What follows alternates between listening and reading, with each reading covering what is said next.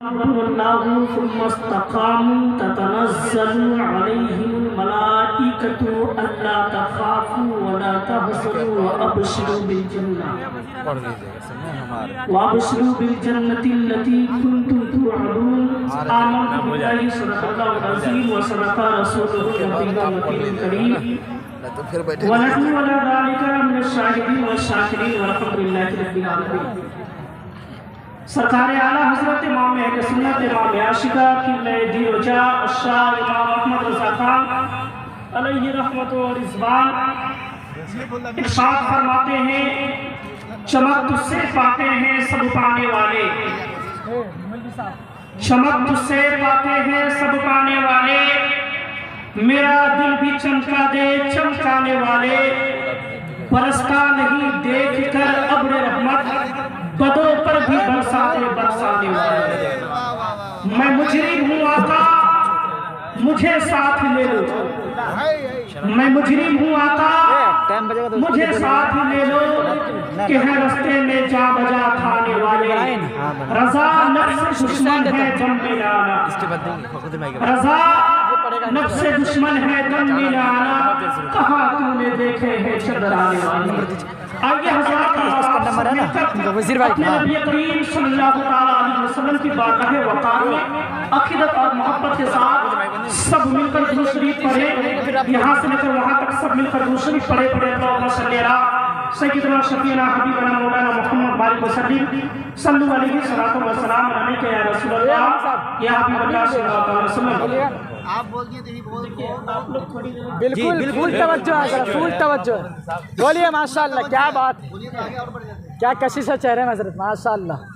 میں نے جس آیت کریمہ کا تلاوت کرنے کا شرف حاصل کیا، اللہ رب العزت اس میں ارشاد فرماتا ہے آگے ان الذین قالوا ربنا اللہ ثم استقاموا، بے شک وہ جنہوں نے کہا ہمارا رب اللہ ہے. دیکھیے حالات جو ہے میں اسی پہ گفتگو کروں گا. وہ جنہوں نے کہا ہمارا رب اللہ ہے اور اس پر قائم رہے، ان کی مدد کے لیے فرشتے اترتے ہیں کہ نہ ڈرے اور نہ غم کرے، خوش ہو اس جنت پر جس کا تمہیں وعدہ کیا جاتا ہے. اللہ تبارک و تعالی قرآن مقدس میں جو ارشاد فرمایا، اللہ کہتا ہے ان الذین قالوا ربنا اللہ، وہ جنہوں نے کہا ہمارا رب اللہ ہے، اس کے بعد اس پر جمے رہے، اس پر قائم رہے، اس پر ڈٹے رہے، اڑے رہے، کہیں کہ میرا رب اللہ ہے. پھر اللہ کہتا ہے ان کے لیے فرشتے اتارے جاتے ہیں ان کی مدد کے لیے. تو اب آپ یہاں سے اس بات کو سمجھنے کی کوشش کریں کہ ابھی مجھ سے پہلے جناب قاری غلام غوث زیائی صاحب نے جو تقریر کی تھی پوری حالات پر سنیں. اللہ کہتا ہے ان ولیوں کے بارے اللہ کہتا ہے وہ جنہوں نے کہا ہمارا رب اللہ ہے اور اس پر جمے رہے. کیا مطلب ہوا؟ مطلب یہ ہوا کہ جب ایک بندے مومن مکمل طریقے سے مذہب اسلام میں داخل ہوتا ہے، صوم اور صلاۃ کی پابند ہو جاتا ہے، مذہب اسلام کی اشاعت کرنے لگتا ہے، جب اس پر آزمائشیں آتی ہے، دنیا ستانے لگتی ہے، اسے طرح طرح کے اسے تکلیفیں دی جاتی ہے، مگر وہ بندہ کہتا ہے میرا رب تو اللہ ہے جو ہر شے پہ غالب ہے، میرا رب تو اللہ ہے جو ہر چیز کو جانتا ہے، جو ہر حال کو دیکھتا ہے، میری تمام پریشانیوں کو بھی جانتا ہے، مجھے کس چیز کی ضرورت ہے وہ بھی جانتا ہے. جب وہ ایمان پر ڈٹا ہو جاتا ہے تب آپ کہتا ہے کہ اے میرے بندے مومن، جب تو مجھ پہ قائم رہا، مجھ پر ایمان لا کر تو نے کہا میرا رب اللہ ہے، اب تو اس پر قائم ہے، اس پر ڈٹا ہے، تو اس پر اڑا ہے. نہ دنیا کی چاہت تجھے گھما سکی، نہ دنیا کی دولت تجھے اپنی طرف موڑ سکی، نہ دنیا کی چاہت تجھے اپنی طرف کھینچ سکی. اے بندے مومن،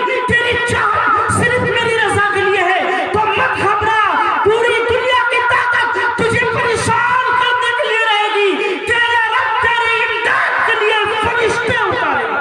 واہ واہ واہ، زندہ باد. کیا بات ہے، کیا بات ہے. ایک نعرہ کی ضرورت ہے بھائی. قرآن کی ترجمہ عمدہ کتاب ہے ماشاءاللہ.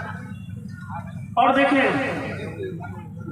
ایک نعرہ کی ضرورت پیدے سے لے کر مرنے تک علم دین سیکھنے کی ضرورت ہے. کوئی یہ نہ سوچے کہ میں اب علم سیکھ چکا ہوں, مجھے اس کی ضرورت نہیں. جی بے شک.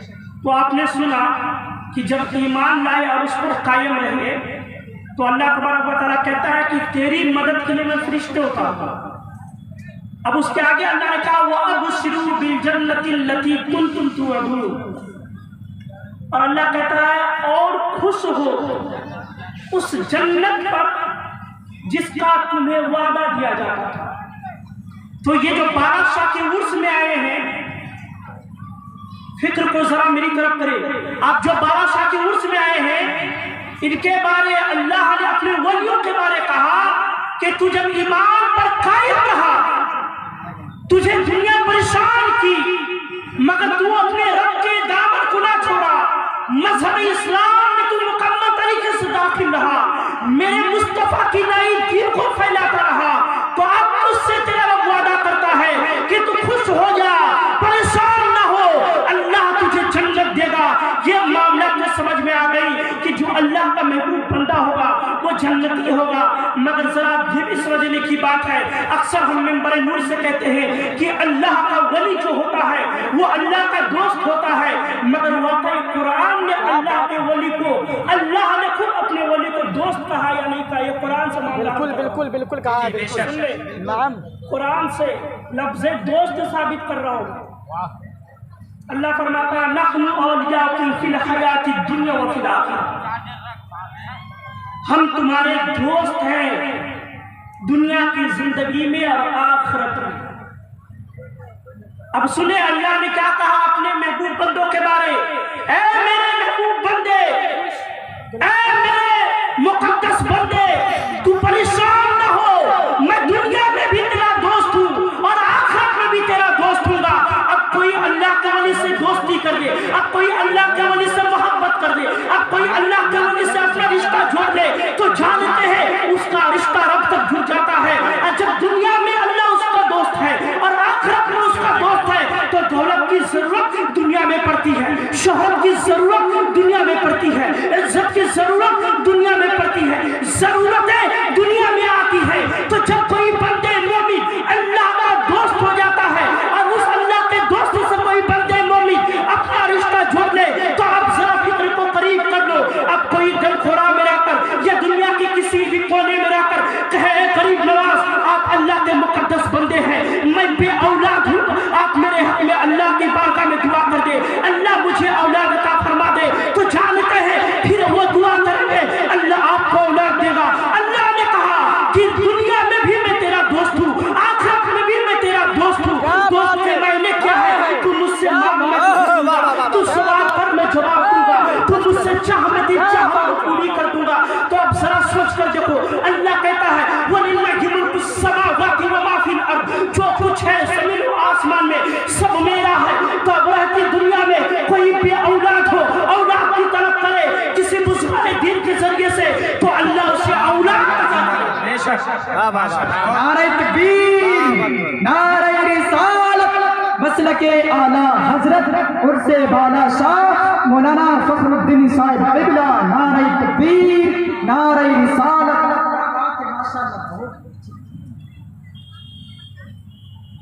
سبحان اللہ. اللہ تبارک و تعالی پھر ارشاد فرماتا ہے وَلَكُمْ فِيهَا مَا تَشْتَهِي أَنفُسُكُمْ وَلَكُمْ فِيهَا مَا تَدَّعُونَ. بے شک, بے شک. جی جی جی جی جی حافظ ہے. اور ہم سے بہتر قرآن سمجھتے ہیں, ہم سے زیادہ ہی یاد ہے. جی بے شک. نہیں آپ کی حافظ آتے ہیں. جی جی معلوم. ہم سے بہتر ہی نہیں. اللہ نے کیا کہا سنیں, میری معلوم میرے ساتھ پڑھو, معلوم. گفتگو کر کے جی جی ختم کر دیتا ہوں. جی بے شک.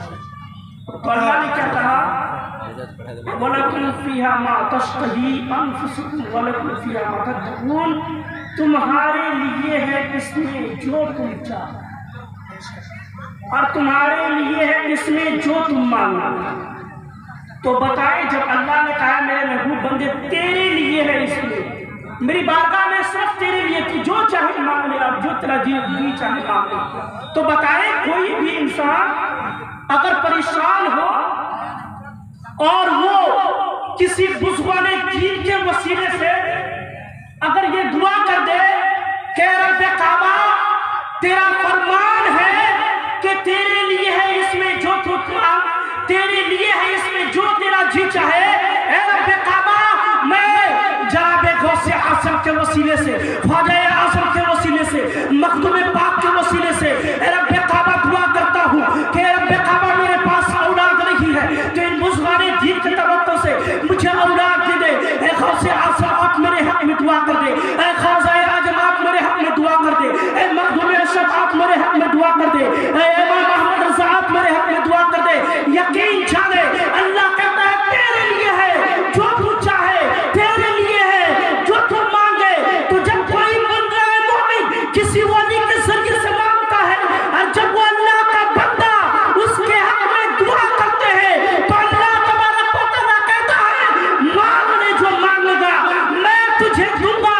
تو جب کوئی بندہ مومن مانگتا ہے کسی ولی کے ذریعے سے تو اللہ تبارک و تعالیٰ اسے عنایت زندہ باد. بہت خوب ماشاءاللہ. کیا کہنے بہت بڑھیا, بہت خوبصورت, ماشاء اللہ. اب میں اپنی گفتگو کو اسی وجہ سے ختم کرتا ہوں. آپ سب میرے ساتھ مل کر توبہ استغفار پڑھیں. پڑھیں استغفر اللہ ربی من کل ذنب واتوب الیہ. کلمہ طیبہ بلند آواز سے پڑھیں لا الہ الا اللہ محمد رسول اللہ.